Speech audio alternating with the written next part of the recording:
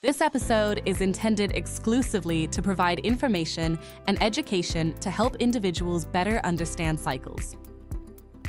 However, this information is not be construed as professional advice as to the buying and selling of securities or other investment instruments.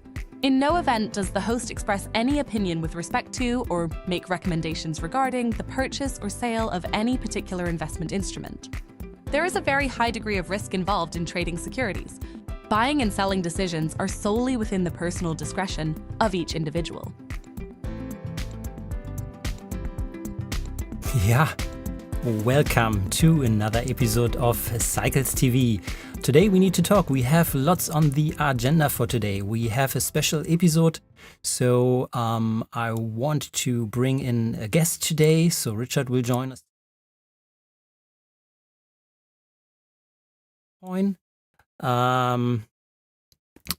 And the daily version, and then we will introduce a new Cycles TV series on Tuesdays, and I want to talk about that with Richard just in a second. So welcome for today's session. Before we start, I need to announce big news also for all of you, because by end of June, we will host our next Financial Cycles Summit. This is the mid-year summit we are hosting, running for 3 days from June 25th to June 27th. And as always, we run this as a free summit so that all of you can participate and listen. We have again a great lineup of speakers which will be announced in the link just during the next days. So make sure that you register via the link below the video. You will receive all information about the lineup, the speakers during these 3 days. So I hope to see you there soon, as I will be there also. And if you remember, we did talk about Bitcoin early this year, so let's have an update today. And in June, we will have a longer term review on that. So now let's continue. We have Richard with us today, so I will now bring in our session. So welcome, Richard, and thanks for joining today. Thank you, Lars. It's great to be here with you and your audience. Sure, it's a pleasure to have you here. I mean, as the man who has revived the foundation, it's always a pleasure to have a dialogue about that. So before we jump into the topic Bitcoin and the new show in a second, let's first maybe touch about how have you found the topic on cycles. So what makes cycles so interesting for you? What's your view on that? For me, it all started with a very good friend and business partner of mine finding Dewey's book, Cycles, the Mysterious Forces That Trigger Events, which, by the way, we've just republished here. Everybody can get it now on Amazon. Please do. And so a friend found this book of Dewey's at, I don't know if you have these in Europe, but have you ever heard of Goodwill, Lars? So Goodwill is like a place that everybody gives their stuff that they don't want anymore, right? Doch, I know. And then you can go get it for really big discounts. So found that book in the, just a pile of books in Goodwill and gave it to me and said, Richard, look into this. So that's how I got interested in Dewey, found out about the foundation. And then I went and visited the foundation headquarters. This was like 10, 12 years ago, I guess. And I saw Dewey's archives. So today, here I am, I'm sitting in this room surrounded by Dewey's archives. But I found Dewey's archives, I saw them, and I thought, this work is so beautiful. I can't believe the labor of love that this man put into this, this inquiry.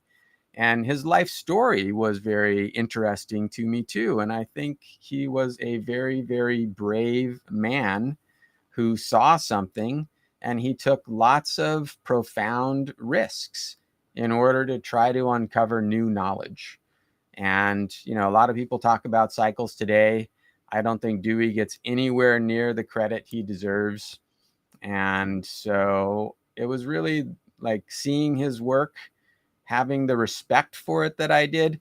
And then also, for me, Lars, I feel much like Dewey that there's something missing from our knowledge of the world today. and that the approaches that we're using and the models that we're using are good, but they are not giving us the full picture. And so, Dewey was the chief economist in the Hoover administration, and he was tasked with figuring out what caused the Depression and the stock market crash. And he talked to 100 different economists and got 100 different answers.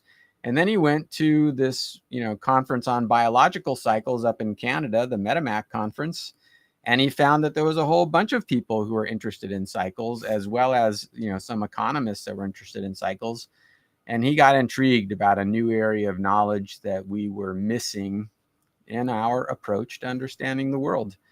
And so I think that's very important. It got me very excited. I helped develop redevelop some of the underlying technology that the foundation uses that you also developed yourself. So you and I have that in common. And I've used it myself, for over a decade now. And it's been very valuable and helpful to me in my understanding of markets and my ability to make money in markets. Yeah, before we get to that, let's maybe Yeah. stay a second for your motivation, because that's also something I share in common with you. Because I think, or what you mentioned, is that cycles, I think up to today, is not an accepted science. It's something in between. So, and I think what Dewey was working on, and I think that's also my motivation, and this is what I heard from you, the knowledge, or the body of knowledge on cycle analysis needs to have a context which is more science related, and not just this withered kind of stuff which is seen very strange. And I think this is what Dewey was working on, and I think this is what you talked about, so that this is what needs more attention, right? And it's interesting because I don't know if you read Neil Howe's book on the fourth turning. The fourth turning is here. But one of the things he talks about is that in the United States, at least, I don't think it's as extreme in Europe, but in the United States, cycles are like not part of the mainstream conversation, right? Yeah. And what he pointed out, which I think is so true, is that in the United States, this country, obviously very influential in the globe, who says, no, we're not going to really study cycles. We don't believe cycles influence the world. That's just a crazy idea. But it turns out that the United States is the country who is most subject to cycles and to being kind of tossed around by cycles, right? So he's talking about generational cycles, how one generation follows another. And that cycle is so strong in the United States, this kind of 4-generational cycle, stronger in the United States than anywhere else in the world, happening for hundreds of years, very predictably. And why is that? I think it's in part because we don't factor cycles into our kind of, sense of the world and our ideas about where we're going and what's needed. And when you deny cycles, they come bite you, where it hurts. Yeah, I think that's the same. So I think that's true in markets. For me, I'm going to get into what my show is about in a little bit, but starting to look at cycles intraday in the markets, right? Which isn't really an area that Dewey explored very much. He didn't have the technology to do that, but we do have the technology to do that now. So how do we discover these cycles? How do we go about using these cycles? And how do we study cycles? I mean, we are the foundation for the study of cycles, right? So let's identify them and let's take a kind of scientific approach to studying them and figuring out what patterns we can find. Maybe there's some cause and effect opportunities that we can look at. But I think there's a lot of interesting directions to pursue. And I think Dewey, really was the pioneer there. And I really want more people to be aware of his work and his influence, and for him to get more recognition than he does. He deserves it. Yeah. So I think, you revived the foundation for the study of cycles. So I think you deserve I think it revived itself a lot, It's cyclic. It's cyclic. But yes, I did have the I don't know, serendipitous opportunity and some means to go about trying to bring this work back to life and to have it, preserved and respected and available to the public. So it's been very gratifying to be able to do that. It's been very gratifying to work with other people that recognize the value that the foundation has developed and contributed, including yourself, Jake Bernstein, Andy Pancholi, Bill Sarubi, and others, Ray Tomes, right? So, and to see how many people are out there that just really care about the foundation. We get so many notes. Oh, thank you for bringing back the foundation. But Yeah. it Maybe was there. It was there waiting for somebody to just give it a little love. Yeah. And I think it's going great. I mean, we just got this book republished with Harriman House, right? We've gotten contracts to republish it now with in Korea and Japan and China. We're going to be doing an in-person conference next year for the first time. So yeah, exciting times. And it's very exciting and gratifying to feel the interest of people who are pushing us to do this, right? Who are saying, we want more of this, who are becoming members, who are using the technology, who are making donations. So Yeah. So maybe let's now switch a little bit to markets, also your approach. So before we have a look into the new show and Bitcoin, can you elaborate a little bit more?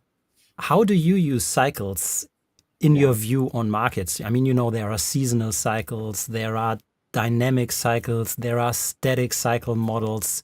So what kind of framework or approach are you based on from your experience? Sure. Well, so one thing, I think there are really two dimensions to trading. Okay. One of them is, what's your signal generator, right? What is telling you when to buy and when to sell? And number two is, how do you do risk management? Really, and it's a separate topic. No matter what your buy sell system is, you have to be doing risk management. If you're not, forget about it. I've quoted many times Jack Schwager, the market wizards guy, who said, every market wizard was completely different, but they all did have one thing in common. They were pretty religious about risk management. So cycles are one part of my approach to trading, and they're not my only buy sell signal. I'm not a cycle purist, but cycles are definitely one part. One of the things that I want to make clear to people is that cycles are not a holy grail. It gets very tempting when you can see how magical cycles can be sometimes, that you think, oh my goodness, I've found the holy grail, right? And it doesn't work that way. Sometimes cycles are amazingly right. Sometimes they're devastatingly wrong. And we have to be prepared for both. We have to find good cycles. I use a very similar approach to you in terms of cycles discovery. I use the same software that we publish through the foundation, digital signal processing plus statistical validation, plus visual assessment of the spectrum, right? And I look at cycles, how they manifest over time. Are they persistent? Does it matter if I start at one data point or another data point, if I anchor on this bottom or that top? So try to be a little more thorough and rigorous about identifying cycles, and then looking at how cycles also manifest across different asset classes. So we see cycles in different equity indexes. We see cycles in different bond indexes. We see cycles in precious metals and energy. What do they have in common? Are we seeing the same cycles across, different asset classes? Do we see certain cycles persisting in certain asset classes? So I tend to trade futures myself and to kind of focus on asset classes. I look for cycles across different time periods and different asset classes and try to keep track of the big picture. So you're also part of this, what we're doing, this dynamic cycle analysis. So you look at the different asset classes. What is the cycle model today? You compare it to past revisions of that cycle. So you're not part of that I call it fixed static cycles model. Hurst and some fans of Hurst, they always try to squeeze an asset class into a fixed model of Right. static cycle length. Well, This is not, yep. at least also not the approach I'm aligned to. And I think this is Yeah. similar what you're saying, right? Right. Absolutely. I do integrate some seasonality into my work, but I think you can pick up those seasonal cycles using the same dynamic cycles approach. I appreciate the fixed cycles approach, but I think even if there are fixed cycles, that the interaction of the cycles make it dynamic, and so just from the perspective of dynamics, period, in a kind of mathematical engineering sense, right? Everything's dynamic, so. Yeah. Yeah. And we have to be careful when we are doing dynamic cycle analysis to make sure that we're seeing something that's real. The risk on our side is that we just get googly-eyed about something that we see that turns out to not be real, right? So there is a balance there. I think both approaches are valid. I've worked a lot with Ray Tomes and his harmonics theory because I do think that ultimately we need some kind of infrastructure and structure for what generates cycles and how do they unfold, and are there certain cycles that are more common than others, etc. So I think that's all, totally legit areas of inquiry. But yes, I would fall more on the dynamic spectrum into the spectrum. I mean, what we're doing here on the Monday session every week is, about this long-term, weekly, daily dynamic cycle analysis on different assets. So let's now talk about your new show or your new format you're trying to launch tomorrow. What's the difference, and what are you aiming to wrap up on the Tuesday sessions we now ramp up? Yeah, so my approach to cycles is very similar to yours. I mean, we're partners in this area of research and technology development. So people who have watched your show are going to find it very familiar. But I'm going to primarily focus on shorter term cycle trading and even intraday cycles. So I don't think you've really gotten into intraday cycles. I don't think Dewey back in, when he was around had the data to do intraday cycles analysis. And I think it's a very exciting and interesting area of research and potentially very profitable. And I know that in our kind of shorter term attention span culture that we live in today, people are interested in shorter term cycles. So I'm often looking at 20-minute cycles and 1 hour and 2 hour cycles. And again, we'll be doing cycles analysis, but then we'll also be looking at how do you actually trade these cycles? What's the risk? What's the reward? How do you build a portfolio of trades based on cycles and some other supplementary indicators? I bring in a little bit of trend, a little bit of seasonality, a little bit of sentiment, and have the cycles as part of a full trading system. Yeah. So that's really what I've been working on myself, and it's how I've been earning a living for the past year. Like I've been bringing these tools to the public, and I needed to go down to a shorter time frame myself so that I could really validate the work that I'm doing, really make sure that I'm not that this does work, that I put real money on the table and I get a good result. So that's been very gratifying for that to be happening over the past year. So this is basically growing out of what I've been doing for the past year, which has really been under the hood with cycles, with risk management, with some other supporting indicators. And I'm excited to share it with people. Yeah, I think that's an exciting new show. So how often will you stream that? So weekly, monthly? My goal is to do it weekly, on Tuesdays in the same time slot. So you'll kind of kick off the week, Lars. Sometimes we may cover the same asset. Like today, I think we're going to talk a little bit about your longer term views on Bitcoin. And then tomorrow, I'll be talking about some shorter term opportunities in Bitcoin and some of my own longer term views as well. Yeah, that's amazing. So I'm sure the audience will like it. So, and by the way, we are live today, so we will take some time for your questions out there at the end of the show. Yeah. So if you have questions to Richard or what to cover on the Monday, Tuesdays, what you would like to see, feel free to bring it in the chat at the end. So maybe in 15 minutes from now, we will take the time and go through your questions for a second. Great. Really, really looking forward to that. So then let's maybe jump into Bitcoin. You mentioned that already. So tomorrow, I mean, as a precursor, you will dive into the intraday view of Bitcoin. So Yep. then maybe let's use the time today and set the larger term or longer term picture on Bitcoin to see what the cycles show up there.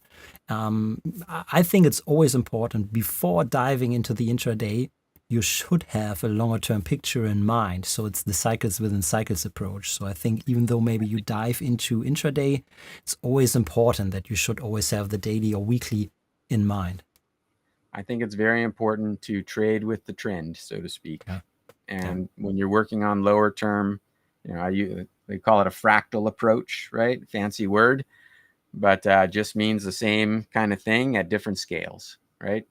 So I'm absolutely a believer that when you're trading at shorter term time frames, it should mostly align with the longer term direction. Sometimes there are contrarian opportunities for a short term gain, but you don't really want to be going against the longer term influences for too long. Yeah, that's a good starting point. So let's jump to Bitcoin. And Yeah, love to see where your thinking is on Bitcoin at this point. yeah, I would like to start with a long-term view, which I presented in the January financial summit on Bitcoin, and even Right. 2 years ago, because the overall long-term picture has not changed since 2 years. So it's maybe important to start there. Let me ramp up the basics findings. I will not go through all the details, so you can look up the details in the financial summit from January this year and the past years. They are all on our channel available for you to review. But the key topic on Bitcoin is, let me start with that. There are some key findings. I need to zoom in here, which are based on the 2021 summit I presented a long time ago. But this is important, as what we have to keep in mind that there is an 200-day calendar days cycle. Or sorry for that. 200 days calendar days cycle, which is always present in all past parabolic moves of Bitcoin. So Bitcoin is interesting as this asset has undergone a lot of different parabolic individual moves. And I analyzed all these parabolic moves since the inception of the price, and there's always a 200-day cycle present. Longer or shorter, I mean, we're talking about dynamic cycles, so it's just the nominal cycle. And in addition to that, there is a pattern around these 200 days cycle, also aligned on the top or the bottom of those parabolic moves we've seen in the past. So the final up leg of the parabolic move always ends at the 5th repetition from the previous low. And in addition, the low will come after the 3rd repetition of the 200-day cycle once the top is in place. So we have the count of 3 and the count of 5 related to the 200-day cycle, which always in the past showed us when to expect the major top of the parabolic move and the end of the downswing or the correction of the parabolic move, because parabolic moves are extreme and it is important to be on the right side of that parabolic move at the right time. It doesn't matter to pick the exact bottom or the exact top, but if you are on the wrong side in these parabolic moves, you will get hit. So, and this is what I showcased in full length in the 2021 financial summit, and this pattern is still valid up to today. So just setting this as a reference. And now let's see what we shared beginning of this year in the financial, or we by the way, this is the out of sample data. And Richard, just give me a second and I will bring you in a minute. So this is the analysis done 2021. So this is where this a line is indicated to the left, so short after the 4 is shown here. And at this point, I introduced that pattern where the count of 5 was indicated in gray. So this was out of sample. So we projected the possible top, which should arrive September 2021, which was exactly on time. And now then it was a key question when to expect the end of the down move, or we called it the winter period. And this is exactly the count 1, 2, 3, which you see, which ended then early 2023. And in our financial summit 2023, I told you in January 2023 that now it's the time to start to invest in Bitcoin until April, May. This traded around 16K at that point in time.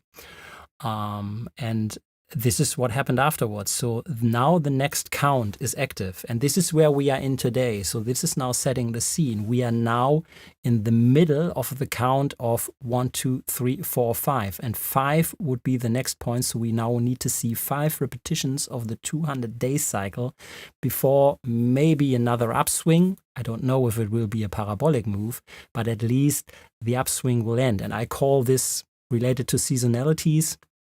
Since early 2023, we are now in the next summer period for Bitcoin, and this summer period will last 5 repetitions of the 200-day nominal cycle. So that's the long-term picture we are in, and this can be found by the research of every parabolic move of Bitcoin. So said that, this is a long-term reference model which we could have in mind. Let's now switch to where we are today. And Richard, let me also bring you in if you want to add something. What we see now on the screen, this is the current daily situation in Bitcoin. I can zoom in a little bit. So this is where we are today. And we have the daily chart, and we see the spectrum at the bottom. So it's not, and that's what we often see, it's not quite easy now to pick the right cycle here from this kind of spectrum. And that's, you called it persistent cycles. So if we know from historical analysis which cycles to look out for, because we know this kind of nominal cycles have always been dominant during important market moves or during important changes in trend, we know that a nominal cycle around 200 here was always important. So I would start with either to the left 193, that would be one option, or the other option would be to go with 225. So it's not quite clear. So my starting point for today would to choose one of those two, even though they are not perfect if we would have no clue about the past. So that's an interesting situation here. But that's anyhow my starting point. Normally you would maybe start with this cycle here, or the shorter term one. But from the knowledge of persistence, from the knowledge of the behavior during past important moves, my starting point also for today would be the 193 and or the 224-day cycle. So should we have a look, Richard, on those two? Absolutely. Okay, so let's give it a start. So let's review them step by step as singular cycles. And Lars, you're using just the spot BTC USD here? Yes, correct. Okay. Correct. And you're using the weekends? Yes, correct. Very good. So 193 days in this case, just overlaid here to the chart. I mean, it comes up as top 4 cycles here regarding strength, and the other values are, I mean, the visual shape not perfect here. But with the count, let's maybe start from the past. So this would be the top here, the count of 5. So here we count the start 1, 2, 3. So this would be here the end of the downward move, which is more or less also perfectly aligned here with that cycle.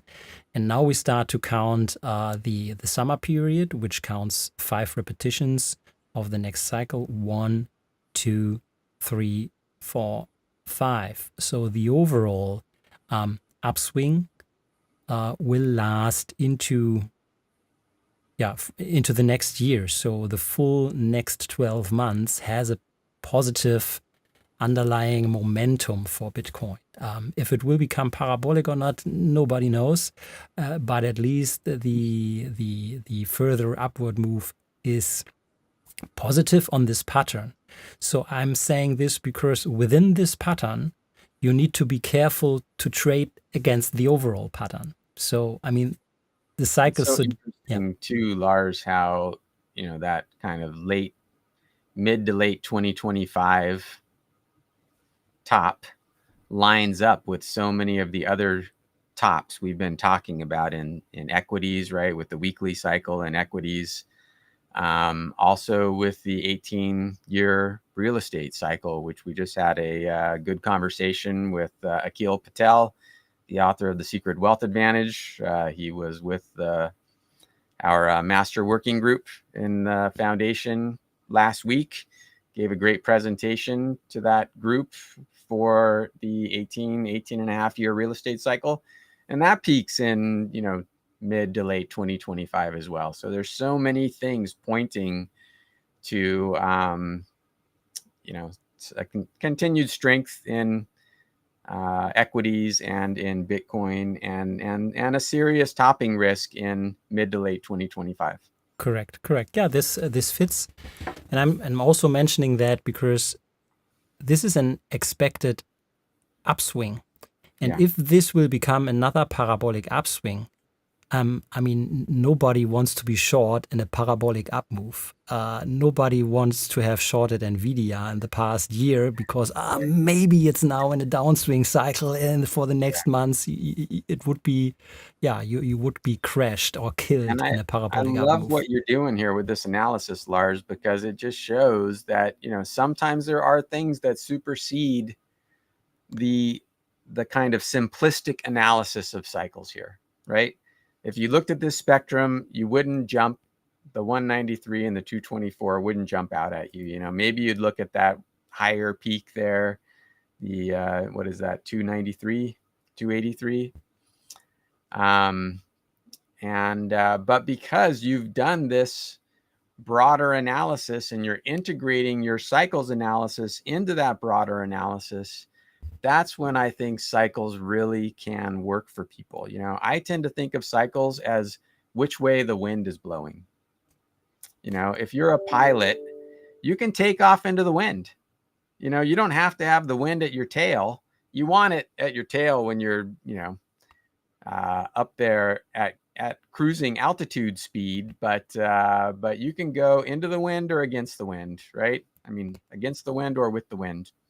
Same thing if you're a sailor, right? The tides, right? You can work with the tides. You need to know the tides are there, but just because the tides are going out or coming in doesn't mean you can't go the other way, right? So markets can go where they're going to go. And I think cycles are, the best analogy for me is which way is the wind blowing or which way is the tide pulling. Yeah. Right. It's thanks for mentioning that, because, and that's, by the way, also the purpose I'm sitting here each Monday, because this is the kind of knowledge or expertise you need to have in front of the screen. We are not in a situation yet where the computer can give you all these relationships just with a finger snip. This is where we as humans, or our knowledge or expertise, is still required to have like the captain on the sailing boat. I think there is no computer which can maneuver a sailing boat on the ocean right now. So you need someone in command with this knowledge and experience to get through it. Experience always matters. I mean, people have known about the tides for a long time, but that doesn't mean you can just jump in a boat and pilot it. Or jump in a plane and fly it. I mean, literally, we think that the computer should just hand us the answers, and it never works that way. If the computer is giving you the answer, somebody else had that answer long before you did.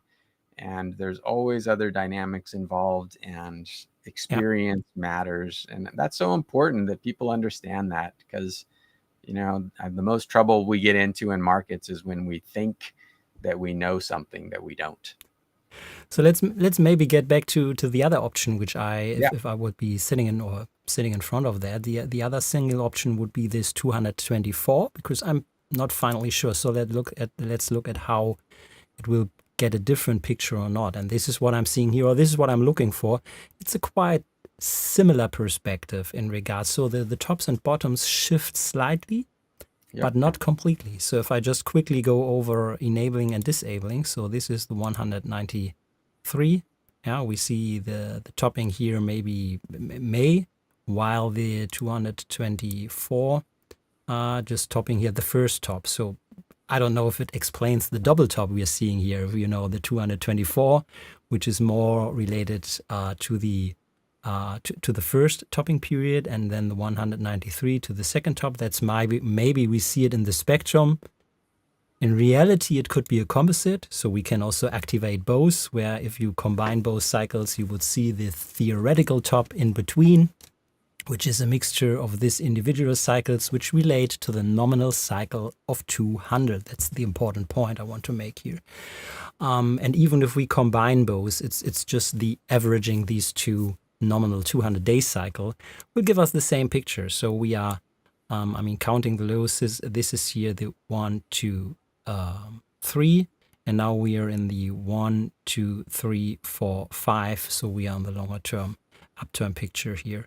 The only thing to look at the weekly data, Lars, and see if there's a 40-week cycle. We could. I just don't have enough weekly data to make it really, or my data set it just does have not enough history on weekly data sets. So therefore I'm not using the weekly on Bitcoin. But looking, and that's what I wanted maybe to end this analysis for today here, because this is what I wanted to tell about this parabolic upswing here. What we are seeing now is during this here, the theoretical top, and this is the point in time from a cyclic perspective where we see the downward cyclic projection. And what happened to the price is more this sideways move. So I call this, it stopped the uptrend. So we had a strong push up into that period. And now the downswing of the cycle was able to push or stop the uptrend, but it was not strong enough to really bring the price down, and which is more confirmation about that cycle. You don't need to have another key low. If we just now move sideways, which we did since at that point in time, it is also confirmation that that downward cycle is in force right now. And even the stronger upward long-term pattern is in place. So what I would look out, and this is my long-term analysis besides the pattern here, so that end June, early July, that's the timing period where the next upswing cycle here starts for that period. And this could become another period of a huge upswing then in Bitcoin for late summer this year. Yep. So very nice. And looking on the intraday, but just for your analysis tomorrow, I mean, there are huge opportunities on the intraday analysis there. I mean, the swings are enormous on the intraday chart, even though if you zoom out, it looks like it's just moving sideways. So it would be interesting to see how you deal with these intraday moves then. And I would say the spectrum on the intraday charts are a lot crisper than what we're seeing here. There's some amazing intraday cycles that just jump off the page, and excited to share those with people tomorrow. Yeah, I mean that's a good spoiler for tomorrow. So I think you have found a very interesting intraday cycle, which is what you will share tomorrow, right? Yeah, absolutely. There's an intraday cycle in Bitcoin that's one of the best I've ever seen. Yeah, so I don't think we should be terribly surprised. Bitcoin is kind of almost a purely behavioral asset. It doesn't really have a lot of connection to the real world. I mean, it does have some energy costs associated with it, which I appreciate. But yeah, there's some really compelling short-term cycles in Bitcoin that I think people will be intrigued to learn about tomorrow. Yeah, so everybody make sure you save the date for tomorrow. Same time, same place. Same channel. Same channel. So be there tomorrow, and then you get into the intraday analysis. So I think that's the topic for today. If you have some time, Richard, maybe we could spend some time on the audience and questions out there. That would be great. I have a little time. Yeah, that's great. So let me check the live chat sections.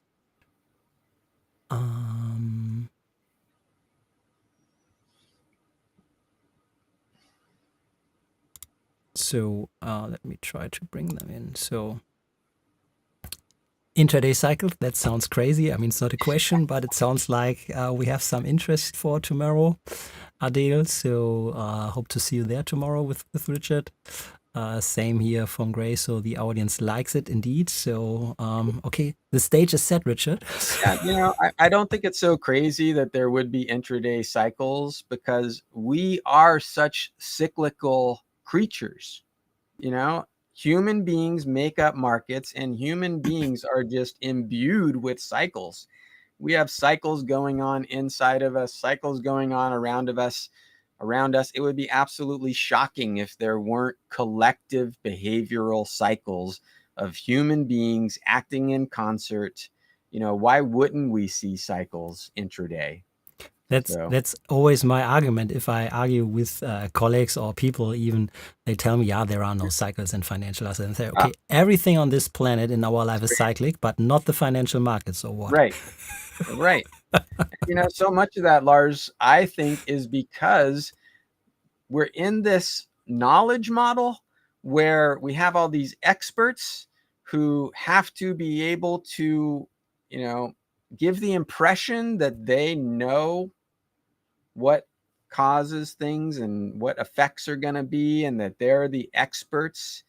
And it can't be as simple as cycles. It can't be as simple as some kind of,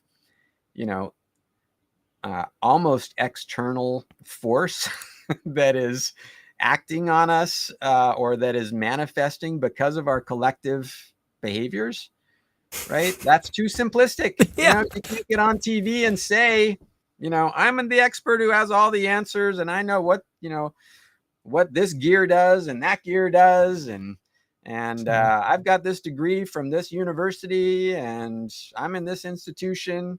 No, it just, like, I don't know if you've been on TV. I've been on a couple times. Usually they don't really ask me back.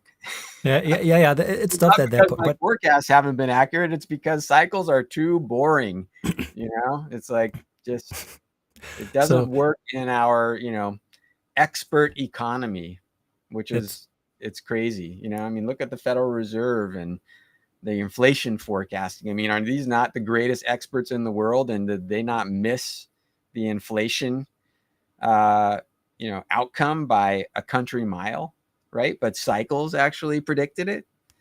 So I often get questions why I don't update the Bitcoin cycle analysis. For what?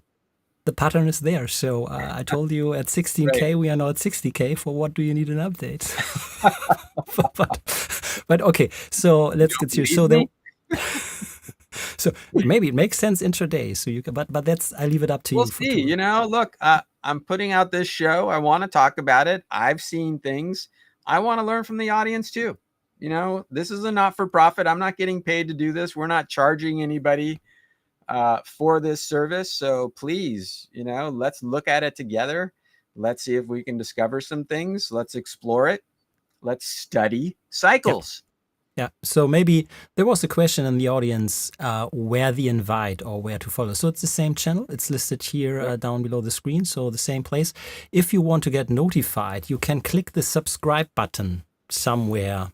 And I think the alert clock. So just click it on YouTube, and YouTube will also send out the reminder once we are live, or just make it a note in your calendar, same time, same place, and that's the same URL every time again. Maybe that's an interesting question here from Smiles Are Good. What platform do you recommend for intraday data? Maybe that's a good topic to discuss a little bit, because we don't provide intraday data at the foundation. So how do you handle that, Richard? I've been using TradingView. So that's been my best resource for intraday data. So we have ways to cover that situation and to help our users to use that. Mm-hmm. Okay, check other questions.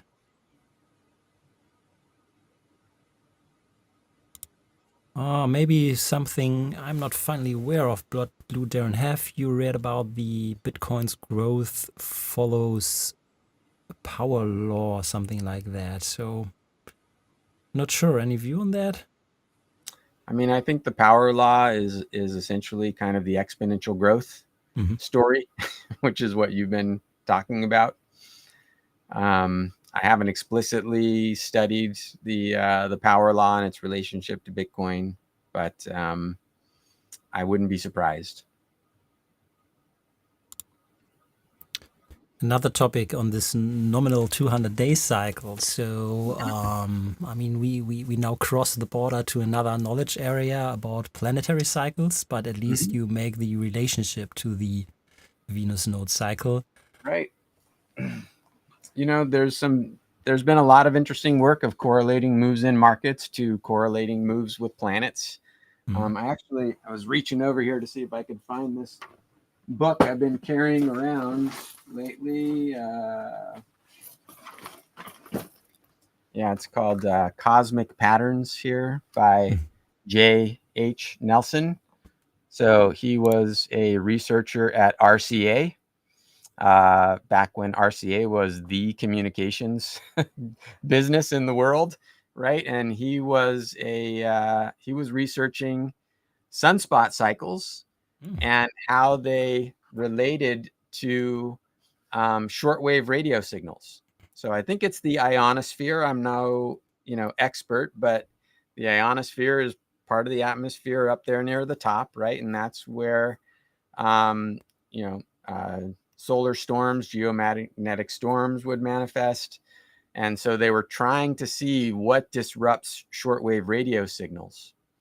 And could we predict when these disruptions to the shortwave radio signals were going to happen? And he did a lot of research on the positions of planets and its relation to sunspot cycles when there would be disturbances in these short-term radio transmission signals. And very interesting. And he got a pretty good correlation with the major planets, but then he finally integrated like Neptune and Pluto, which were too far away for gravity to be an influence. But he found when they were in certain positions, especially relative to the larger planets, that it was highly correlated to when you would see these disruptions in the short-term radio transmission. So totally legit area of inquiry to look at correlations in planets and correlations in markets. I think you'd be a fool not to. Yeah, for sure. I think that's then the next step. Now, I mean, we are just using is one of those that's been shown to have plenty of influence in markets and emergency rooms.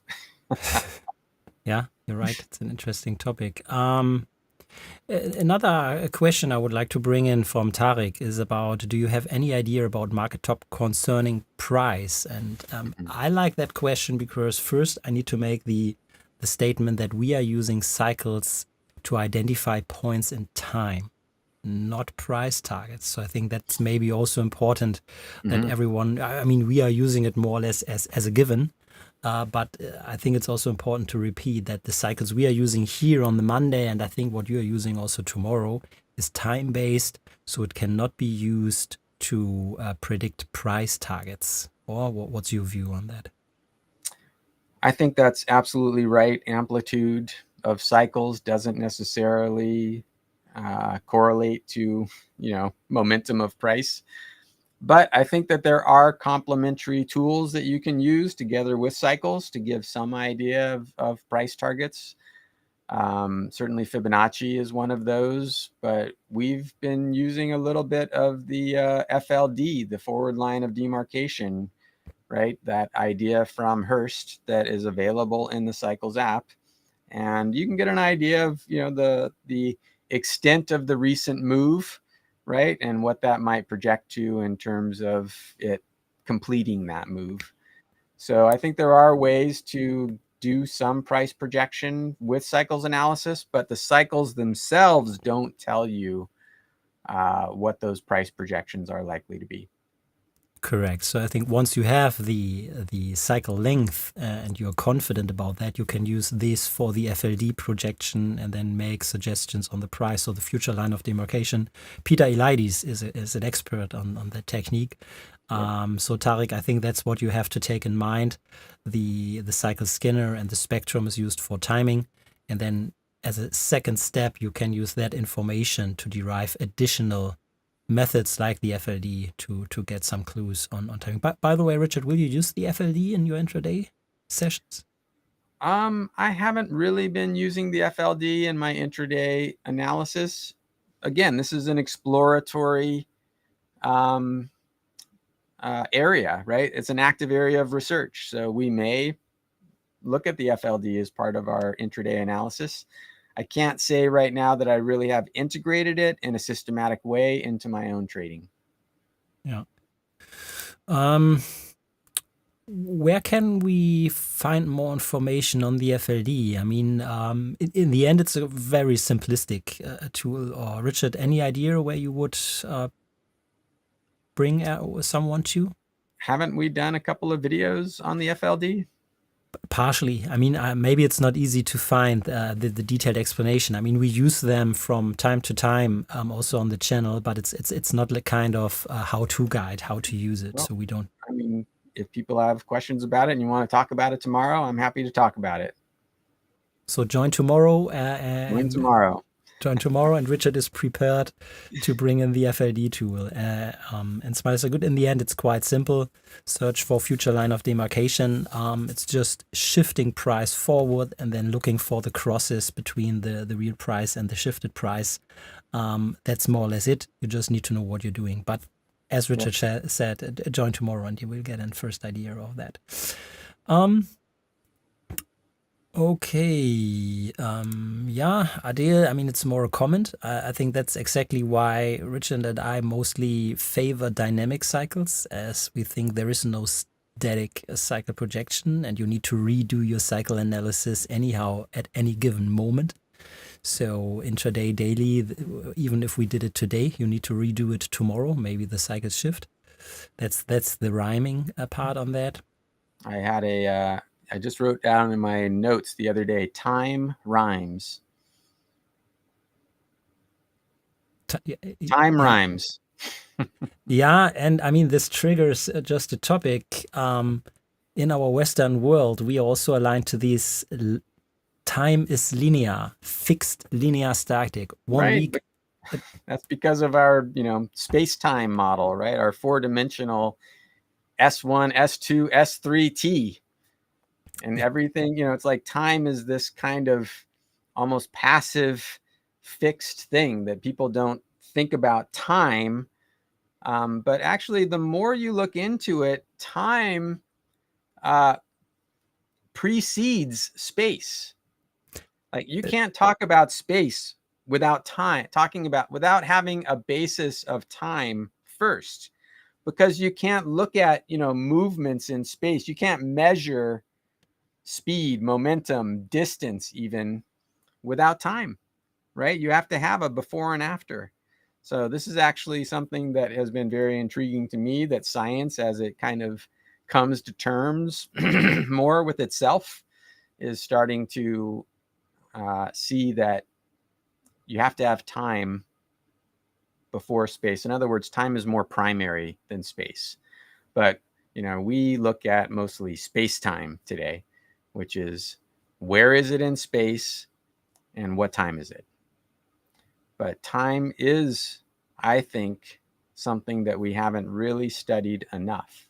And I think we're going to be studying it a lot more in the coming years. Yeah, a lot of research on that topic. Maybe just to bring in, Zeyong, you met Peter Elides. If you want to learn how to use the FLD, this is the man to go.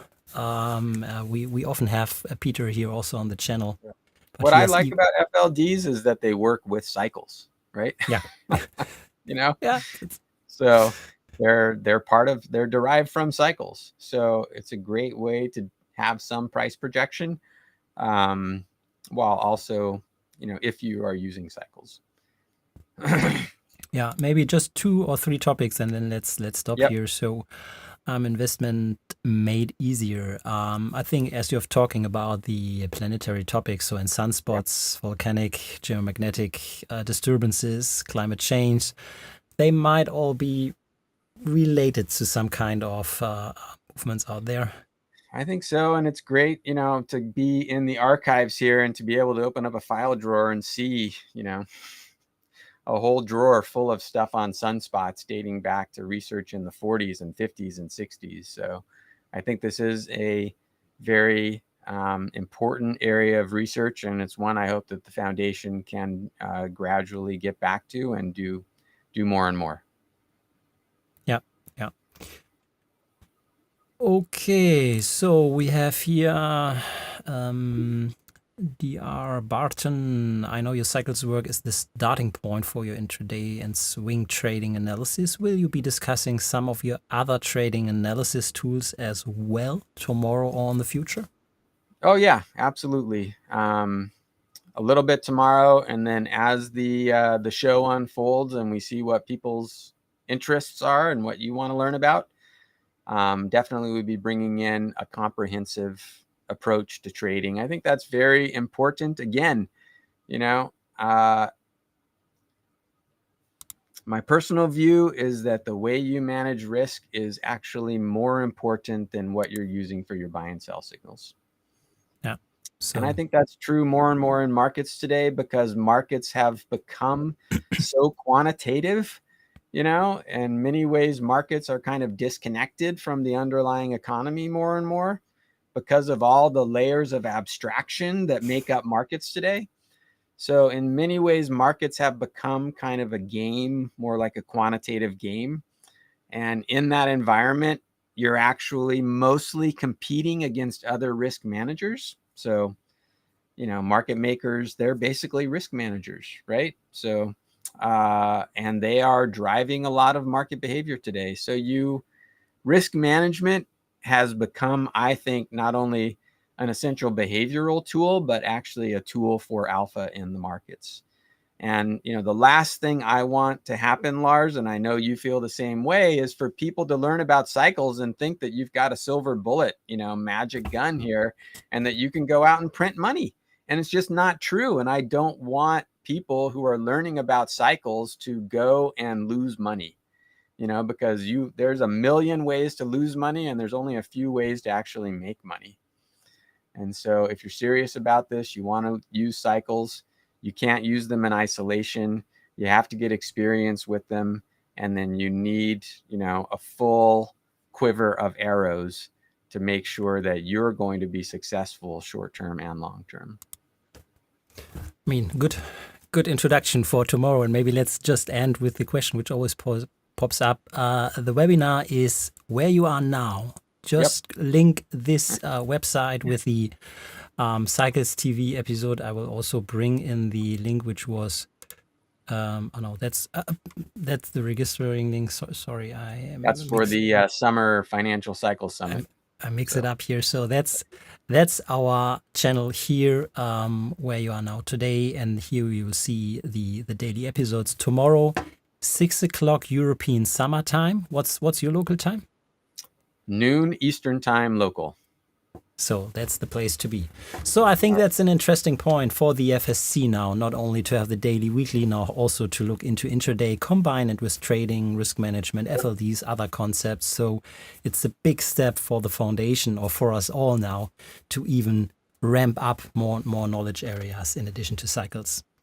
Well, so thank you, Richard. Without you, Lars. So thank you too, and look forward to being a 1-2 punch for the people here in Mondays and Tuesdays. Thank you, Richard. And then everyone, let's jump on the next session tomorrow, and otherwise Monday, Tuesday now. This is your fixed time in your calendar to